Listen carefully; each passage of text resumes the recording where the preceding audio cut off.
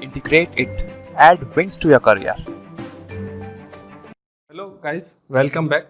Last class में हम लोगों ने सीपेज एनालिसिस पढ़ लिया था। अब सीपेज एनालिसिस में आगे हम लोग पढ़ेंगे flow net and its application. अब फ्लो नेट क्या होता है?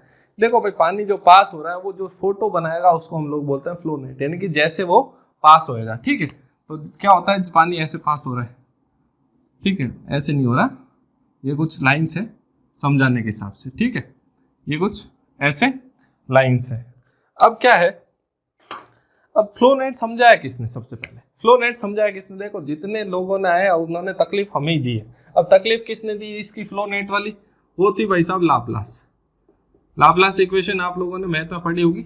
अब वही लाप्लास ने यहाँ पर हमें तकलीफ दी। अब तकलीफ क्या थी? उन्होंने क्या करा कि जो पानी सीपेज हो रहा है, पानी पास हो रहा है सॉइल से, उसका एक इक्वेशन दी कि बोले जो भी पानी पास होएगा वो इस तरह होएगा। और इक्वेशन क्या थी? तो इक्वेशन थी डेल स्क्वायर एच अपॉन में डेल एक्स स्क्वायर। क्या इक्वेशन थी?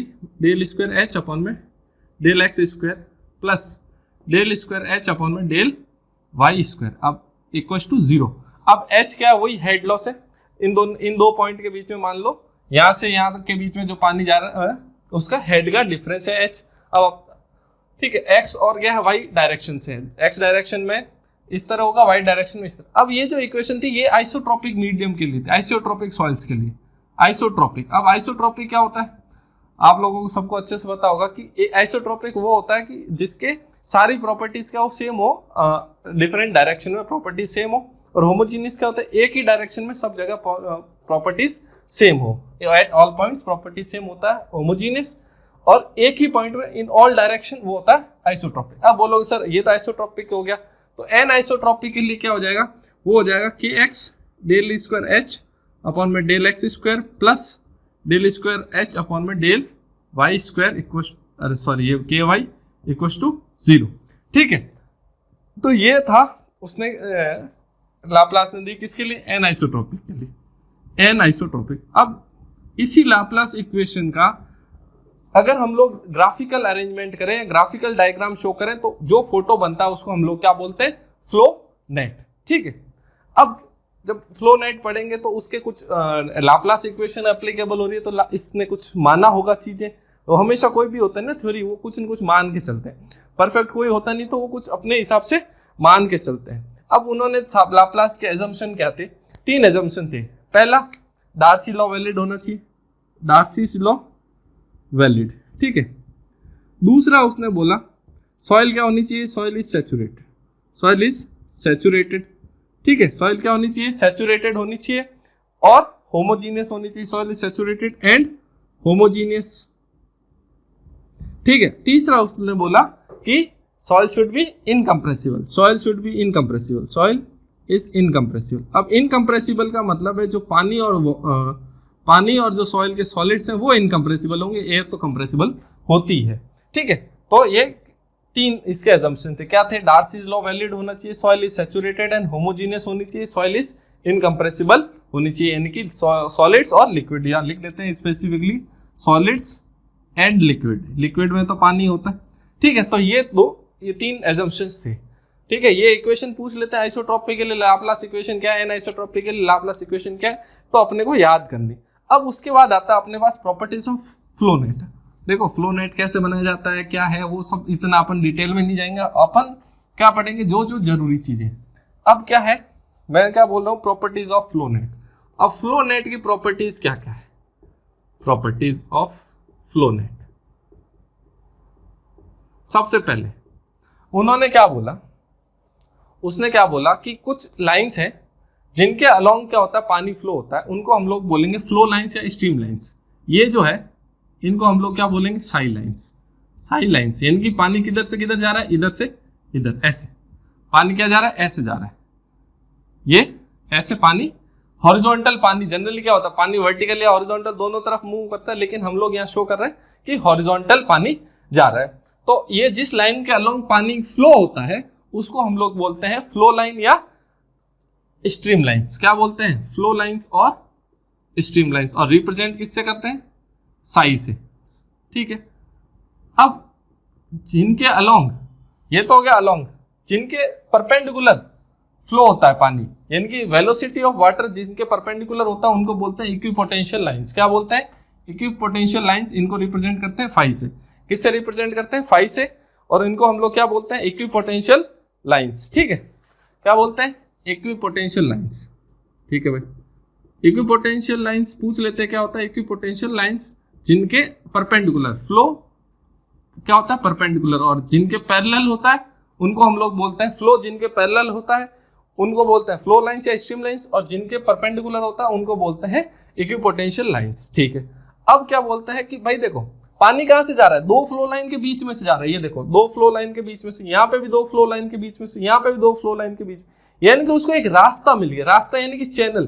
तो दो फ्लो लाइन के बीच का जो जगह होती है उसको बोलते हैं फ्लो चैनल। क्या बोलते हैं? Flow channel.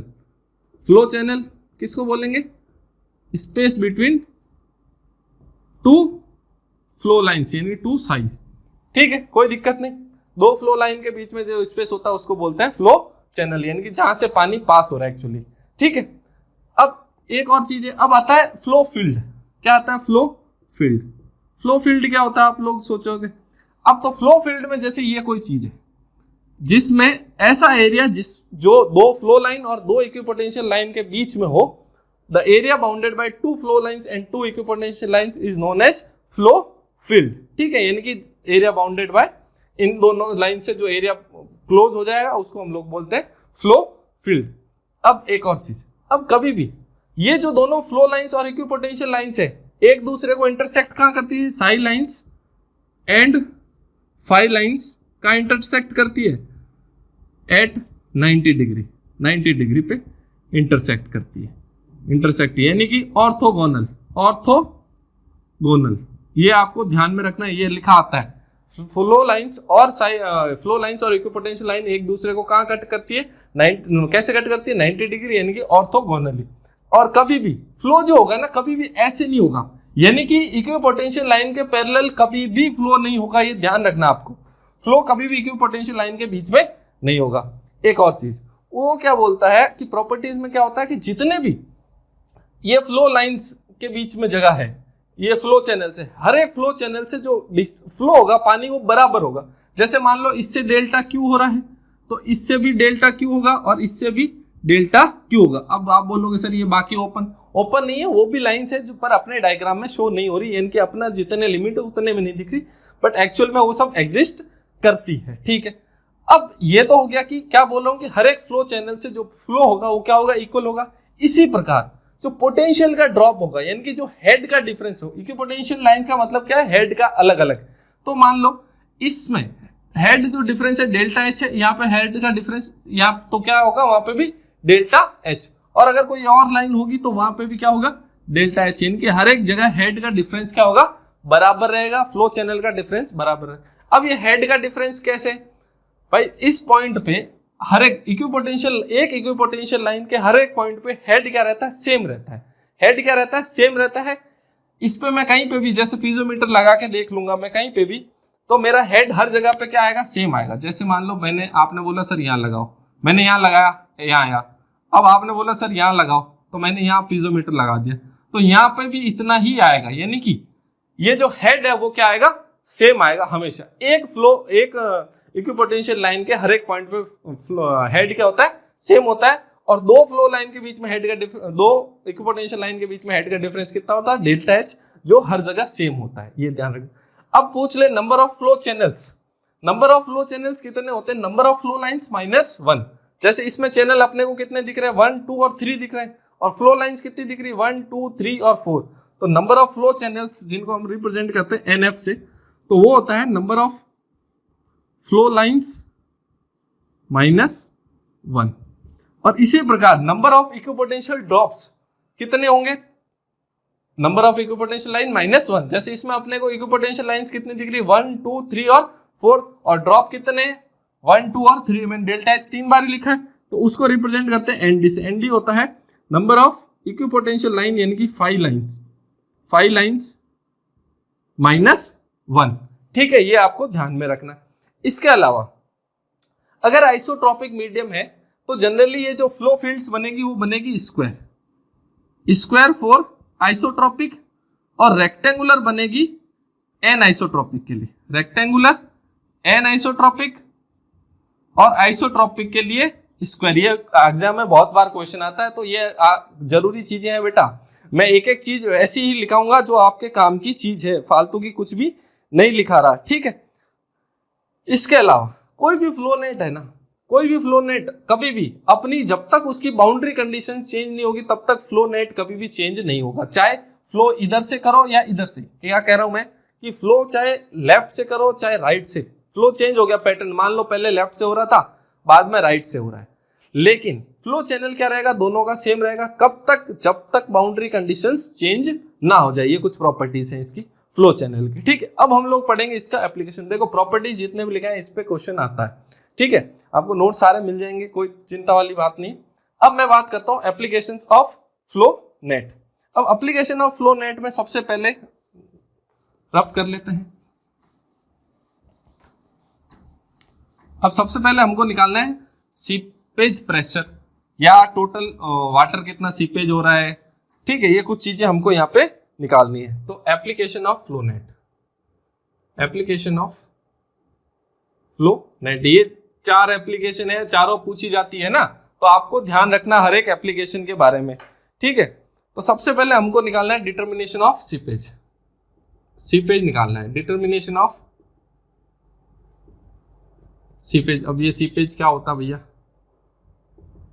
ठीक है।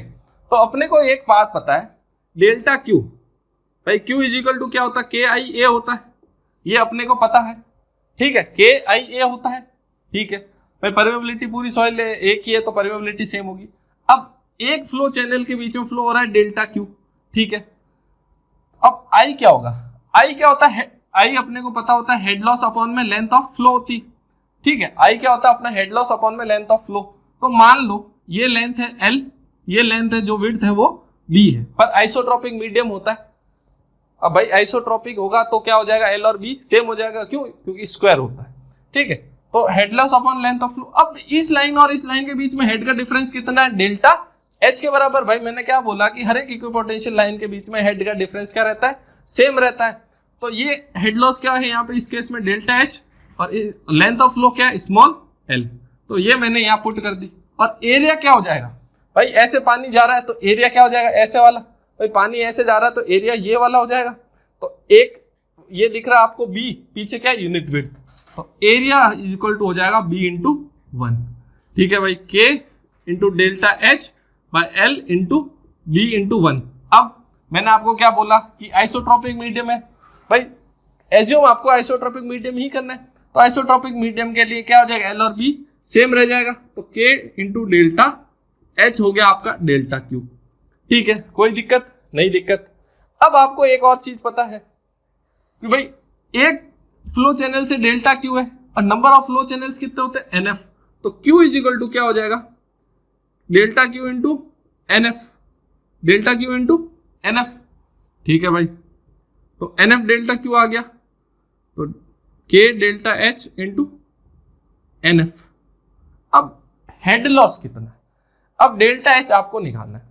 अब आपको पता है कि भाई एच का हेड, टोटल हेड का लॉस मान लो आपके एच हो रहा है, इस पॉइंट और इस पॉइंट के बीच में हेड का डिफरेंस, मान लो ये जो सॉइल है इस पॉइंट से ऐसे पास हो रहा है पानी, और तो यहां मान लो H1 हेड है, यहां मान लो हेड क्या आपका H2, ठीक है। H1 और H2, तो H1 माइनस H2 कितना, मान लो H है, कैपिटल H, तो हेड का डिफरेंस है कैपिटल H, ठीक है। और एक फ्लो, एक इक्विपोटेंशियल ड्रॉप के बीच में हेड का डिफरेंस कितना है, एक इक्विपोटेंशियल ड्रॉप कितना है, डेल्टा एच का। तो नंबर ऑफ इक्विपोटेंशियल ड्रॉप कितने, एनडी। तो अगर डेल्टा एच की जगह लिखूं मैं, डेल्टा एच इक्वल टू क्या हो जाएगा, एच बाय एन डी नहीं हो जाएगा, एच बाय एन डी नहीं हो जाएगा।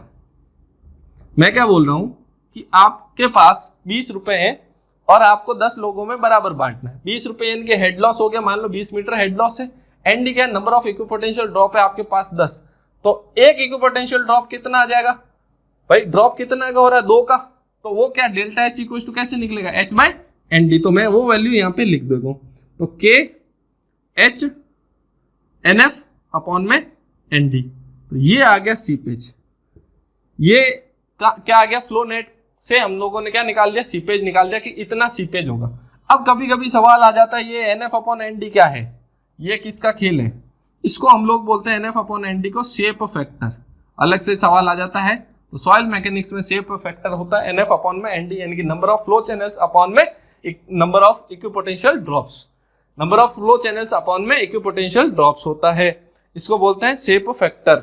अब ये तो था आइसोट्रोपिक के लिए। आप बोलोगे अगर n आइसोट्रोपिक होगा तो n आइसोट्रोपिक के लिए आ जाएगा Q is equal to K dash into H NF/ND।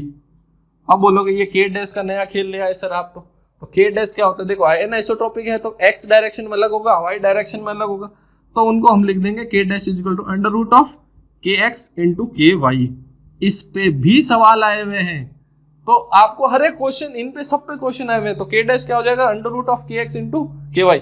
अब अगर 3D फ्लो होगा, भाई एक्चुअल में ग्राउंड में तो क्या हो रहा है, 3D फ्लो हो रहा है, x में भी जा रहा है, y में भी और z में भी, तब 3D होगा तो K डैश कैसे निकलेगा, K dash is equal to cube root of KX into KY into KZ, बस, और यहाँ पे K डैश पुट कर देना।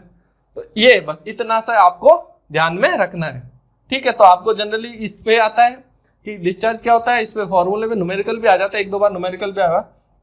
तो क्या होता है Q is equal to KH NF/ND, और अगर n आइसोट्रोपिक है तो K dash into H NF/ND, और K डैश क्या हो जाएगा under root of KX KY।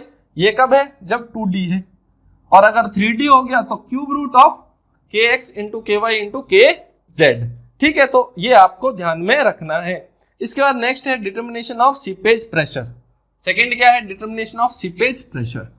कुछ नहीं है बेटा, सब बहुत आसान है। फ्लो नेट फालतू का हवा बना रखा है कि कई लोगों को ने क्या है, इसको फालतू का हवा बना रखा है। बहुत सरल क्वेश्चन आता है और डायरेक्ट क्वेश्चन आते हैं। अब क्या है, डिटर्मिनेशन ऑफ सीपेज प्रेशर, ठीक है। अब सीपेज प्रेशर मैंने आप लोगों को पहले लिखा है, PS इक्वल टू क्या होता है, H गामा W होता है। अब क्या लिखा है मैंने आपको, H गामा W, ठीक है। H क्या है, मान लो मुझे इस पे, इसको नाम दे रहा हूं मैं कैपिटल A और इसको नाम दे रहा हूं कैपिटल B। अगर मेरे को कैपिटल A पे सीपेज प्रेशर निकालना है तो H क्या होगा, H इक्वल टू क्या होगा, capital H total head loss minus, यहां पर आते आते कितना इक्विपोटेंशियल ड्रॉप हुआ, एक, ये भाई एक ही तो है, तो कैपिटल H माइनस अपना इक्विपोटेंशियल ड्रॉप क्या होता है, डेल्टा H। ये क्या करा मैंने, अगर मेरे को B पे निकालना हो H इक्वल टू क्या हो जाएगा, H माइनस 2 डेल्टा H, दो बार हो गया, एक बार और ये दो बार B के आते आते। तो अगर ऐसे ही मेरे को C पे निकालना हो तो क्या हो जाएगा, small h is equal to H minus 3 delta H। Seepage pressure अपने को पता है H गामा W होता, अपन ने पहले ही पढ़ा है, ठीक है। तो ये चीजें आपको, अब इसका अगर जनरल फॉर्मूला दे दें तो H इक्वल टू आ जाएगा capital H minus N into delta H, N into delta H। अब क्या N मैंने सही लिखा है, N मैंने क्या सही लिखा है, ये होगा ND, ठीक है ना, N नहीं होगा, ये होगा ND, number of equipotential drop, ND into delta H, ये हो गया स्मॉल h। तो सीपेज प्रेशर निकल गया। अगर आपको ये गिवन है तो आप सीपेज प्रेशर आसानी से निकाल लोगे। इसके बाद आता है आपके पास नेक्स्ट क्वेश्चन, नेक्स्ट आता है हाइड्रोस्टैटिक प्रेशर। क्या आ रहा है, नेक्स्ट आ रहा है हाइड्रोस्टैटिक प्रेशर U, इसको लिख देते हैं हाइड्रोस्टैटिक प्रेशर। तीसरा चीज हाइड्रोस्टैटिक प्रेशर। अब ये हाइड्रोस्टैटिक प्रेशर क्या होता है, यहाँ साइड में कर लेता हूं। U इज इक्वल टू क्या होगा, HW गामा W, ये पोर वाटर प्रेशर ही होता है हाइड्रोस्टैटिक प्रेशर। अब अपने को पता है HW अपन ने कहाँ पढ़ा, अभी लास्ट क्लास में, जो कल अपन ने लास्ट क्लास थी क्या, कौन सी, सीपेज वाली, उसमें अपन ने पढ़ा था HW इज इक्वल टू क्या था, पीजोमेट्रिक हेड। पीजोमेट्रिक हेड क्या था, पीजोमेट्रिक हेड इक्वल टू क्या था, hydraulic head minus datum head था, या फिर अपन ऐसे कर लेते हैं हाइड्रोलिक हेड इक्वल टू क्या था, pressure head plus minus datum head, ये था प्लस माइनस डेटम हेड था। तो अगर मेरे को हाइड्रोलिक अब अगर मेरे को प्रेशर हेड या पीजोमेट्रिक हेड निकालना है तो मेरा क्या हो जाएगा, hydraulic head minus plus पीजोमेट्रिक head. अब यहाँ पे मैं इसको स्मॉल h रहने देता हूँ। क्यों स्मॉल h, क्योंकि अभी अपन ने कैपिटल H क्या मान लिया था, हेड लॉस, तो इसको मैं स्मॉल h रहने दिया। ठीक है, तो ये हो जाएगा अपना capital H plus minus Z। ठीक है, तो ये हो गया अपना हाइड्रोस्टैटिक प्रेशर। हाइड्रोस्टैटिक प्रेशर वही है पानी की वजह से कितना प्रेशर है, वही पीजोमेट्रिक हेड को ही हाइड्रोस्टैटिक प्रेशर का नाम दिया, वही करा आपने और कुछ नहीं करा। ठीक है, उसके बाद आता है एग्जिट ग्रेडियंट। अब आता है डिटर्मिनेशन ऑफ एग्जिट ग्रेडियंट। अब ये एग्जिट ग्रेडियंट का क्या खेल है, अब देखो डिटर्मिनेशन ऑफ एग्जिट ग्रेडियंट, यहां तक कुछ नहीं था, सब चीजें बहुत आसान थी। डिटर्मिनेशन ऑफ एग्जिट ग्रेडियंट, अब बोलोगे सर ये एग्जिट ग्रेडियंट और लिया। एग्जिट ग्रेडियंट का मतलब होता है, अब मान लो ये वाली लास्ट फ्लो फील्ड है, इसको मैं जो ऐसे बना रहा हूं, ये मान लो लास्ट फ्लो फील्ड है मेरी। अब लास्ट फ्लो फील्ड है तो यहां से अगर पानी पास होएगा तो वो मेरा जो पानी जिस ग्रेडियंट से पास हो रहा है वो क्या होगा, मेरा एग्जिट ग्रेडियंट। अब एग्जिट ग्रेडियंट वही ग्रेडियंट का क्या होता है, आई ई नाम दे देंगे इसको। अब लास्ट वाले के लिए क्या हो रहा है, हेड लॉस अपॉन में length of flow. Head loss वही डेल्टा एच है, लेंथ ऑफ फ्लो वही एल है, क्योंकि अपन आइसोट्रोपिक मानना है। अगर एक की एल है तो सबकी एल होगी, तो अपना क्या हो जाएगा, एग्जिट ग्रेडियंट क्या हो जाएगा, हेड लॉस अपॉन में लेंथ ऑफ फ्लो, ये होता है। अब एग्जिट ग्रेडियंट का खेल क्या है, एग्जिट ग्रेडियंट का खेल बताता हूं आपको, ये बड़ा तगड़ा खेल है। अब क्या होता है कि भाई एग्जिट ग्रेडियंट अपना सबसे लास्ट में हो रहा है। अब तो क्या होता है, इसके चांस होने के, पानी को क्या है, यहाँ से आते आते अब आदत पड़ गई कि मेरे को फटाफट निकलना, उसको रास्ता मिल गया, उसको कुछ ट्रिक्स पता चल गई है कि वो पानी को तेजी से कैसे निकलना। तो लास्ट में आते आते वो क्या हो जाती है, फ्लो फील्ड क्या हो जाती है, थोड़ी छोटी। अब फ्लो फील्ड्स क्या होती है, जनरली क्या हो जाती है, थोड़ी छोटी, यानी कि लेंथ ऑफ फ्लो डिक्रीज हो जाती है। अब लेंथ ऑफ फ्लो डिक्रीज होने के कारण अपना क्या हो जाता है, एग्जिट ग्रेडियंट क्या हो जाता है, बढ़ जाता है। और कभी कभी एग्जिट ग्रेडियंट इतना ज्यादा बढ़ जाता है कि वो अपने क्रिटिकल हाइड्रोलिक ग्रेडियंट से बड़ा हो जाता है। तो अगर आई ई एग्जिट ग्रेडियंट जो है अपना क्रिटिकल हाइड्रोलिक ग्रेडियंट से मान लो बड़ा हो जाए तो क्या खेल होगा, तो अपना हो जाएगा पाइपिंग कंडीशन। अब ये पाइपिंग कंडीशन क्या है, पहले भी बताया था, अब फिर बता देता हूं। ठीक है, अब क्या है कि मान लो ये कोई डैम है ऐसा, ठीक है, ये होता है अप स्ट्रीम साइड, जिधर से पानी आता है उधर से अप स्ट्रीम साइड, जिधर पानी जा रहा है उधर क्या होता है, डाउन स्ट्रीम साइड। अब मान लो ये अपनी नीचे कुछ फ्लो फील्ड बनी हुई, तो पानी क्या कर रहा है, ऐसे ऐसे पास हो रहा है। ठीक है, ये ऐसे ऐसे आया, तो मान लो अब एग्जिट ग्रेडियंट बढ़ने का क्या मतलब, यहां से धीमे धीमे सॉइल के पार्टिकल क्या होंगे, रिमूव हो जाते हैं। एंड से क्या होते हैं, सॉइल के पार्टिकल लास्ट वाले फ्लो फील्ड से सॉइल के पार्टिकल निकल जाते हैं, क्योंकि फेल हो जाता है। भाई क्रिटिकल ग्रेडियंट पे अपन ने क्या पढ़ा था कि क्विक सैंड कंडीशन हो जाती है, यानी कि सॉइल की शियर स्ट्रेंथ खत्म हो जाती। अब उस सॉइल की अगर शियर स्ट्रेंथ खत्म हो गई तो कोई भी हल्का सा भी फोर्स आएगा वो तो चली जाएगी वहां से, तो क्या हुआ, सॉइल पार्टिकल यहाँ से रिमूव हो गए। फिर इसके बाद इसके पीछे वाले करते करते यहाँ से पूरी सॉइल क्या हो जाएगी, रिमूव हो जाएगी। अब पूरी सॉइल रिमूव हो गई तो ये क्या बन गया, पाइप जैसा स्ट्रक्चर बन गया, खाली जगह हो गई। अब अगर ये ऊपर वाला लोड है तो ये फेल नहीं हो जाएगा, नीचे सेटल डाउन नहीं हो जाएगा, तो ये क्या होता है, नीचे सेटल डाउन, तो फेलियर ऑफ डैम हो जाता है पाइपिंग कंडीशन से। क्यों, क्योंकि अगर एग्जिट ग्रेडियंट अपना क्रिटिकल हाइड्रोलिक ग्रेडियंट से ज्यादा है, तो इसका मतलब for safety IE should be always less than IC। किसके लिए, फॉर सेफ्टी। तो अब ये कितना होता है, अब सेफ्टी की बात आती है अपने को एक ही याद आता है दिमाग में, फैक्टर ऑफ सेफ्टी। तो फैक्टर ऑफ सेफ्टी होता है अपना 6 से 7। 6 से 7 किसके लिए, फाइन सैंड्स के लिए, फाइन सैंड या सैंड के लिए। और 4 से 5 होता है ग्रेवल या कोर्स सैंड के लिए, ग्रेवल या कोर्स सैंड के लिए। कितना, 4 से 5। अब ये फैक्टर ऑफ सेफ्टी कैसे लिखेंगे, फैक्टर ऑफ सेफ्टी भाई अपने को कौन ज्यादा चाहिए, IC ज्यादा चाहिए, दिखती बात है, IC अपॉन में IE, ये हो जाएगा फैक्टर ऑफ सेफ्टी का फॉर्मूला। तो ये है अपने किसका, एग्जिट ग्रेडियंट का खेला। इतना ही ध्यान में रखना है, कब फेल होगा, जब exit gradient critical hydraulic gradient से ज्यादा हो जाए। और ज्यादा हो जाएगा तो क्या होगा, क्रिटिकल हाइड्रोलिक ग्रेडियंट में मतलब क्या होता है, सॉइल क्या हो जाती है अपने क्विक सैंड कंडीशन में आ गई। क्विक सैंड कंडीशन में आ गई मतलब शियर स्ट्रेंथ खत्म, शियर स्ट्रेंथ खत्म मतलब पार्टिकल रिमूव होना स्टार्ट करेंगे। तो धीमे धीमे एक कंडीशन ऐसा आ जाता है कि सारे के सारे सॉइल पार्टिकल वहां से रिमूव हो जाते हैं। और जब सारे के सारे रिमूव हो जाएंगे, पीछे खाली जगह बच जाएगी। खाली जगह कैसी बनेगी, पाइप टाइप। तो इसी को मैं बोलता हूँ पाइपिंग कंडीशन। और पाइपिंग कंडीशन के कारण मेरा डैम क्या हो जाता है, फेल हो जाता है। ठीक है, तो ये आपको ध्यान रखना। अब ऐसी कंडीशन से बचने के लिए मैं क्या करूंगा, यहाँ पर लगा दूंगा फिल्टर। मैं यहाँ पे क्या लगा दूंगा, फिल्टर। अब फिल्टर किसका बनाऊंगा, फिल्टर में बनाऊंगा जनरली सैंड या ग्रेवल का। क्यों, अब फिल्टर में किसका बनाऊंगा, ग्रेवल या सैंड का। पर मेरे एक कंडीशन क्या होती है फिल्टर में, परमिएबिलिटी जनरली सॉइल से ज्यादा होनी चाहिए। परमेबिलिटी क्या होनी चाहिए, सॉइल से ज्यादा होनी चाहिए, ठीक है। परमेबिलिटी सॉइल से मेरी ज्यादा होनी चाहिए फिल्टर की। क्यों? क्योंकि देखो अगर पानी यहां से पास हो गया तो इससे तो हो ही जाना चाहिए ना। अगर उसकी मान लो यहां मैंने क्ले लगा दिया, यहां तो पानी आ रहा है लेकिन यहां आगे जा नहीं रहा, तो ऐसा पानी को रोकना अपना कभी मोटो नहीं होता फिल्टर लगाना। फिल्टर ही लगा रहे हैं यानी कि पानी जाना चाहिए, कचरा रुकना चाहिए। अब यहाँ अपने पास कचरा नहीं, यहाँ पे अपने पास सैंड है या जो भी सॉइल है उसको रोकना है, तो फिल्टर की प्रॉपर्टी होती है जनरली, तो D15 ऑफ फिल्टर अपॉन में D85 of protected soil. Protected soil कौन सी है, ये वाली PS स्टैंड्स फॉर, लिख देता हूं PS मतलब प्रोटेक्टेड सॉइल, जिसको बचा रहे हैं, ठीक है। तो D15 का मतलब आपको पता ही है कि 15% of particle are finer than this size. 85 का मतलब है 85% of particle then are finer than this size.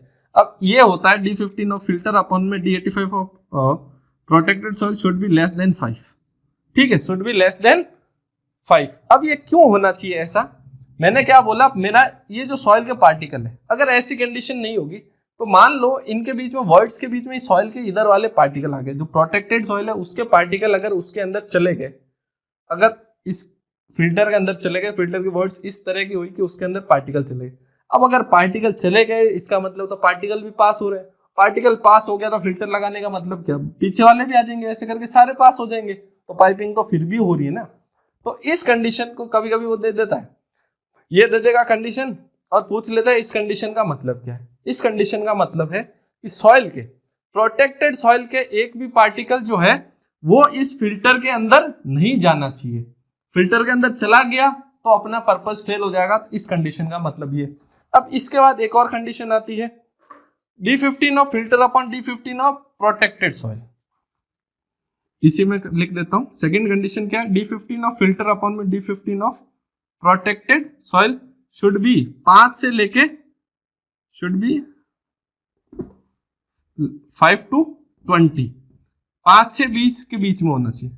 अब ये क्या नया खेल है, अब इस नए खेल का इधर वाली कंडीशन जो है ना 5 से ज्यादा होने का मतलब है कि ये जो सॉइल है इसमें से जो पानी पास हो रहा है वो पानी यहाँ पे रुकना नहीं चाहिए, पानी भी पास होना चाहिए, पानी ही पास होना चाहिए। सॉइल पार्टिकल पहली कंडीशन में तो कोई सॉइल पार्टिकल पास नहीं होने चाहिए।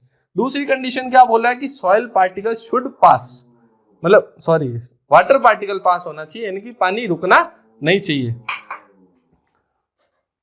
पानी नहीं रुकना चाहिए, ठीक है। अब इधर वाली कंडीशन का क्या मतलब है, ये अपने थोड़ा फैक्टर ऑफ सेफ्टी लेके चलते हैं और इसका कोई मतलब नहीं है, ठीक है। इसका मतलब पहले जो बताया था शुड बी लेस देन 5 का मतलब क्या है, पार्टिकल सॉइल पार्टिकल पास नहीं होने चाहिए। 5 से लेके इतने के बीच का क्या मतलब है कि पानी पास होना चाहिए। और ये क्या एक्स्ट्रा है, एक और एक्स्ट्रा होती है D50 ऑफ फिल्टर अपॉन में D50 of protected soil should be less than 25। किधर गया यार डस्टर, ये रहा, क्या है लास्ट वाली condition, D50 of filter upon में D50 of protected soil should be less than 25। ये भी एक एक्स्ट्रा कंडीशन, ठीक है, ये भी एक एक्स्ट्रा कंडीशन है और कुछ नहीं है, बस इतना ही।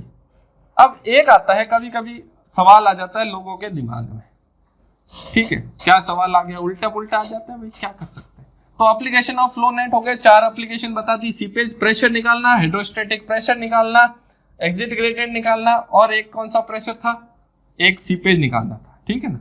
सबसे पहले हमने सीपेज ही निकाला था, उसके बाद सीपेज प्रेशर, फिर हाइड्रोस्टैटिक प्रेशर, और एंड में हमने एग्जिट ग्रेडियंट भी पढ़ लिया।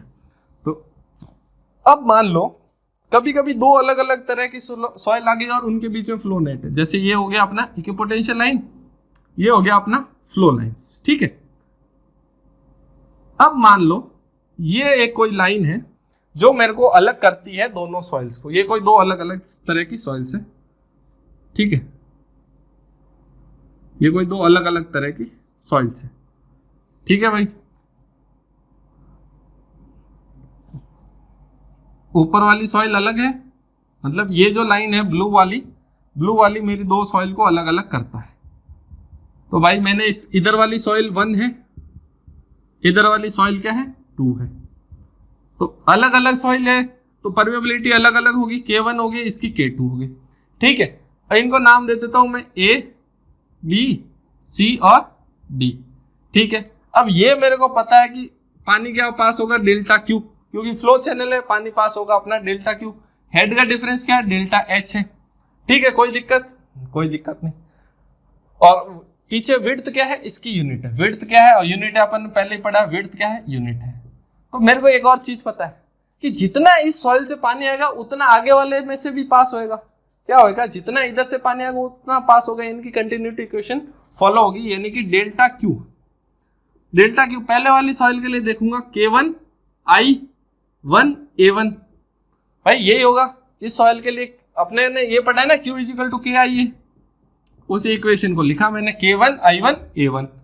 अब K2 डेल्टा Q और क्या होगा, कंटिन्यूटी इक्वेशन की वजह से K2 I2 और A2, ये होगा K2 I2 A2 होगा। अब देखो I1 इक्वल टू क्या होगा, I1 क्या है, हेड लॉस अपॉन में लेंथ ऑफ फ्लो। हेड का लॉस कितना होता है, डेल्टा एच। ठीक है, डेल्टा एच हो रहा है। लेंथ ऑफ फ्लो क्या है, इस सॉइल के लिए लेंथ ऑफ फ्लो क्या हो जाएगी, ये वाली, ये क्या है अपना AB, ये क्या है अपना AB। ठीक है, एरिया कितना हो जाएगा, A1 कितना हो जाएगा, भाई क्रॉस सेक्शन एरिया ये है, तो AD इंटू 1 क्यों यूनिट विड्थ है, AD इंटू 1। इसी प्रकार I2 क्या हो जाएगा, अब इसके लिए हेड लॉस हो जाएगा। अब इसके लिए हेड लॉस क्या हो रहा है, हेड लॉस तो दोनों के लिए सेम है, क्योंकि ये क्या है, इस फ्लो फील्ड से इस फ्लो फील्ड में जाएगा वो, तब क्या होगा हेड लॉस। अपन ने बात करी कि इक्विपोटेंशियल ड्रॉप हर जगह सेम रहता है, तो डेल्टा एच।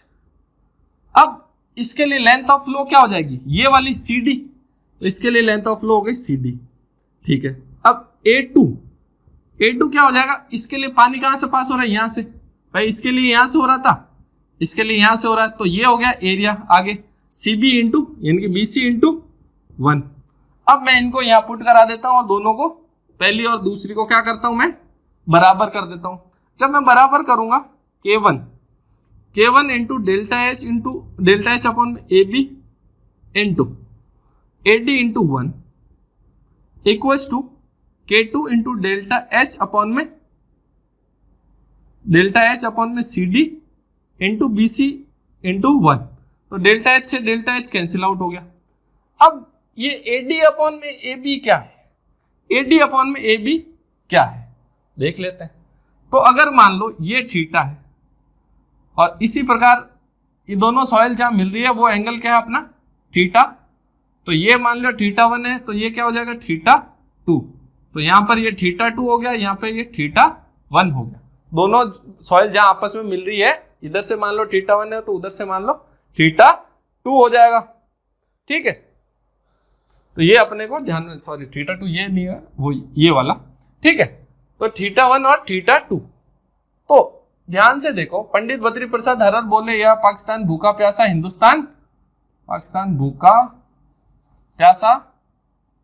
हिंदुस्तान हरा भरा। भाई जिसको tan थीटा और sin थीटा cos थीटा के फॉर्मूले याद नहीं रहते वो ऐसे याद कर लो, कौन भूखा प्यासा है, पाकिस्तान भूखा प्यासा, हिंदुस्तान अपना क्या है हरा भरा है। थोड़ा देशभक्ति वाले देख लेते हैं। अब AD अपॉन AB क्या है, अब देखो अगर ये थीटा है तो थीटा के सामने वाला क्या होता है अपने हमेशा, थीटा के सामने क्या होता है परपेंडिकुलर, तो AB क्या हो गया परपेंडिकुलर, और AD क्या हो गया, AD क्या हो गया, ये हो गया अपना बेस, और ये अपना क्या है हाइपोटीनियस। सही है, तो AB अपॉन AD ये हो जाएगा कॉट थीटा। तो AD अपॉन AB क्या हो जाएगा, AB अपॉन AD तो होगा tan theta, AD upon AB क्या हो जाएगा कॉट थीटा। तो K1 into cot θ1 equal to, इसी प्रकार इसमें ये हो जाएगा कॉट θ2, तो K1 अपॉन में K2 is equal to cot θ2 upon में कॉट θ1। कॉट थीटा को मैं कैसे लिख सकता हूं, cot theta equal to 1 upon में tan थीटा, तो ये आ जाएगा tan θ1 अपॉन में tan θ2। अब बोलोगे सर इतनी रामायण करे इस फॉर्मूले के लिए, ये तो हमको याद ही है, कई लोगों को ये याद होगा, पर मैंने इसलिए बताया कि बेटा पता तो चले आया कहां से। कईयों को ये याद होता है, कईयों को याद है, बहुत बार ये क्वेश्चन पूछा जाता है कि अगर दो सॉइल अलग अलग परमेबिलिटी की है तो उनके बीच में रिलेशन कैसा होगा, तो K1 upon K2 is equal to tan θ1 upon में tan θ2, ये आपको याद रखना है। अब इसके बाद अपना इतना हो गया, अब यार अर्थन डैम अपन ने पढ़ लिया, अब अर्थन डैम में एक चीज आती है फ्रीएटिक लाइन। फ्रीएटिक लाइन देखो अपना लेक्चर होने वाला खत्म, लास्ट टॉपिक है फ्रीएटिक लाइन। अब ये फ्रीएटिक लाइन वाला क्या लोचा है, क्या है, कोई भी अर्दन डैम होता है ना, अर्दन डैम मतलब जो लोकली अवेलेबल सॉइल से बना हो, यानी लोकली अवेलेबल सॉइल भी नहीं मटेरियल से। कोई ये डैम है अपना अर्दन डैम है, ठीक है, लोग ये अपना अप स्ट्रीम साइड हो गया, मेरा यू थोड़ा ज्यादा ही लंबा चला जाता है, ये अपना हो गया डाउन स्ट्रीम साइड, यानी कि पानी इधर से उधर जा रहा है। तो ये कोई मान लो पानी का लेवल है, ठीक है, ये अपना पानी का लेवल है। तो क्या होगा कि जब भी अर्दन डैम क्या होता है, मैंने क्या बोला, लोकली अवेलेबल मटेरियल का, यानी कि कोई नया बाहर से कुछ सामान नहीं ला रहे, उस एरिया के आसपास में जो भी सामान मिल रहा उससे बना दिया, यानी कि वही भानुमती का ने कुनबा जोड़ा, कहीं का ईंट कहीं का रोड़ा, तो इसने क्या करा, अर्दन डैम वालों ने पास के जो भी मिट्टी वगैरह थी उससे बना दिया। अब जब भी ऐसा अर्दन डैम होगा जनरली मिट्टी का होता है, तो मिट्टी होगी तो पानी मिट्टी में से पास होगा। तो ये क्या होगा, यहाँ से कुछ ऐसी लाइन बनेगी, ऐसी कुछ लाइन बनेगी। अगर यहाँ फिल्टर है तो यहाँ पास हो जाएगा, नहीं तो यहाँ कहीं से हो जाएगा, तो अपन फिल्टर बना देते हैं। यहाँ पे अपन ने फिल्टर लगा रखा है, ठीक है, ये थोड़ा अंदर तक होता है। अब क्या होगा, यहाँ से पानी ऐसे पास होएगा तो ऐसे और पास होएगा, ऐसे, ठीक है, और ये अपना, ये तो फ्लो लाइंस हो गई, और ये हो गया अपना इक्विपोटेंशियल लाइंस। तो क्या होगा, तो ये सबसे जो ऊपर वाली टॉप जो फ्लो लाइन होती है उसी को मैं बोलता हूं फ्रीएटिक लाइन। क्या बोलता हूं, फ्रीएटिक लाइन। ये पूछा जाता है बहुत बार कि फ्रीएटिक लाइन क्या होती है। अर्दन डैम के अंदर से जब पानी फ्लो होता है तो वो जो सबसे ऊपर वाली फ्लो लाइन होगी वो मेरी क्या होगी, फ्रीएटिक लाइन। उसको मैं क्या बोलूंगा, फ्रीएटिक लाइन। अब फ्रीएटिक लाइन किस किस को अलग करती है, कभी कभी सवाल पूछ लेते हैं। अब देखो, जहां पानी फ्लो रहा, पानी के नीचे अगर कोई सॉइल होगी, जहां से पानी फ्लो रहा उसके नीचे अगर कोई सॉइल होगी तो वो तो सैचुरेटेड ही होगी। अगर वैसे समझ नहीं आया तो देख लो और फ्लो लाइन से, तो यहाँ सब जगह से पानी पास हो रहा है, तो यहाँ वाली सॉइल क्या होगी मेरी, सैचुरेटेड। ये सॉइल क्या हो गई, सैचुरेटेड। अब इसके ऊपर, सॉइल के ऊपर से पानी पास हो नहीं रहा, तो ये सॉइल क्या होगी मेरी, पार्शियली सैचुरेटेड, पार्शियली सैचुरेटेड। तो पूछ लेता है फ्रीएटिक लाइन किसको अलग करता है, सैचुरेटेड सॉइल और पार्शियली सैचुरेटेड सॉइल की दोस्ती को अलग कर देता है आपस में। डिमार्केट्स किसको करता है, सैचुरेटेड सॉइल को फ्रॉम पार्शियली सैचुरेटेड सॉइल। चलो ये भी ठीक है, दो चीज तो हो गई। अभी एक और चीज कभी कभी पूछ लेते हैं, फ्रीएटिक लाइन के ऊपर प्रेशर कितना होता है। तो फ्रीएटिक लाइन के ऊपर कितना प्रेशर होता है, नीचे कितना होता है, या फ्रीएटिक लाइन पर कितना होता है। तो about phreatic line, about phreatic line, ये देखो फ्रीएटिक लाइन के तीन ही सवाल होते हैं, इससे बाहर कुछ नहीं आएगा। फ्रीएटिक लाइन गारंटी लिख के ले लो, है ना। अबाउ फ्रीएटिक लाइन होता है एटमॉस्फेरिक प्रेशर, और ऑन फ्रीएटिक लाइन पूछ ले तब भी एटमॉस्फेरिक प्रेशर, और बिलो फ्रीएटिक लाइन होता है हाइड्रोस्टैटिक प्रेशर। कौन सा, HW गामा W वाला हाइड्रोस्टैटिक प्रेशर, वही पीजोमीटर वाला। पीजोमीटर लगा दिया, पीजोमीटर में पानी की जितनी हाइट आई वो अपना प्रेशर हो जाएगा बिलो फ्रीएटिक लाइन, और फ्रीएटिक लाइन से ऊपर क्या हो जाएगा, एटमॉस्फेरिक। ऑन एंड अबाउ, चाहे लिख लो on and above, on and above phreatic line atmospheric pressure, below phreatic line hydrostatic pressure. इसी के साथ अपना इफेक्ट, ये फ्लो नेट भी खत्म हुआ, सीपेज खत्म हो गया, इफेक्टिव स्ट्रेस परमेबिलिटी खत्म हो गया। अब हम लोग अगले 2-3 लेक्चर में पढ़ेंगे अच्छे सवाल। देखो मैं फिर कह रहा हूँ, ईएस के गेट के क्वेश्चन लाऊंगा कुछ अच्छे, ठीक है, फिर वो करेंगे। और लेकिन लेके कैसे आऊंगा, छोटे न्यूमेरिकल, कोई बड़े न्यूमेरिकल नहीं लाऊंगा, क्योंकि हम लोग तैयारी किसकी कर रहे हैं, जेई लेवल की। तो ठीक है, उस हिसाब से अपन छोटे क्वेश्चन लाएंगे और करेंगे। तब तक के लिए please like, share and subscribe. Thank you for watching the channel. Thank you for watching the video. Please like, share and subscribe the channel Integrated.